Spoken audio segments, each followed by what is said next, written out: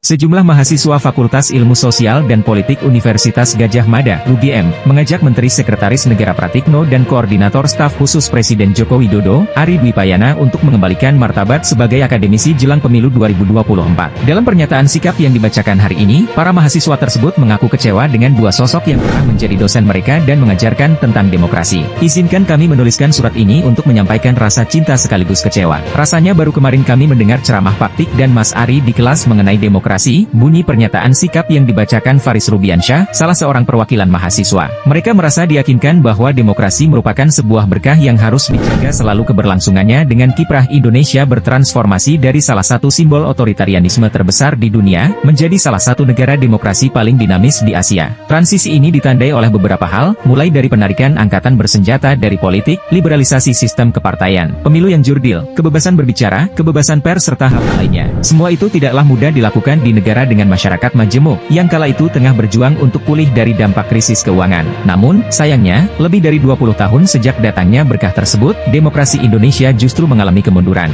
Melihat situasi perpolitikan Indonesia saat ini, rasanya kami semakin resah. Sama seperti Mas Ari yang khawatir dengan harga tinggi demokrasi, atau seperti Pak Tik yang resah dengan otoritarianisme Orde Baru seperti disampaikan dalam beberapa tulisan di masa lalu, kata Faris. Lanjut Faris, mereka resah karena sejak 2019 lalu telah turun ke jalan demi memprotes banyak hal yang dianggap mengancam demokrasi. Macam revisi UKPK, terbitnya UU Cipta Kerja, revisi UU ITE, dan lainnya. Lalu, di tengah perhelatan pemilu 2024, kata Faris, mereka menyaksikan demokrasi sedang menuju ambang kematiannya yang mana rakyat disuguhi serangkaian tindakan pengangkangan etik dan penghancuran pagar-pagar demokrasi oleh penguasa. Para penguasa tanpa malu-malu menunjukkan praktik-praktik korup demi langgengnya kekuasaan. Konstitusi dibajak untuk melegalkan kepentingan pribadi dan golongannya. Kita melihat bersama, bahwa kekuasaan telah merusak pagar yang menjaga agar demokrasi tetap hidup dan terus dapat dirayakan. Jika pada akhirnya demokrasi milik rakyat Indonesia ini mati, maka sejarah akan mengingat siapa saja pembunuhnya. Untuk itu, menjadi keharusan bagi seluruh pihak untuk menyadarkan kekuasaan atas perbuatannya, kata Faris. Tolong bantu kami mengingat, bukankah peran yang Pak Tik dan Mas Ari ambil dalam pusaran kekuasaan adalah suatu bentuk upaya untuk menjawab tantangan tersebut? Izinkan kami kaitkan hal itu dengan pelajaran yang pernah kami dapat di DPP. Lanjutnya, para mahasiswa turut menyinggung Antonio Gramsci, filsuf Italia yang pemikirannya tentang intelektual tradisional dan organik sering dikutip oleh Ari. Selain itu, mereka juga menyinggung pemikiran kolega Pratikno, sekaligus guru Ari, yakni Mendiang Cornelis Lai, tentang intelektual jalan ketiga, sebagai jalur alternatif. Ini adalah jawaban dari peran yang dilematis bagi para intelektual untuk menjadi bagian dari kekuasaan, atau menjauhinya atas dasar nilai kemanusiaan.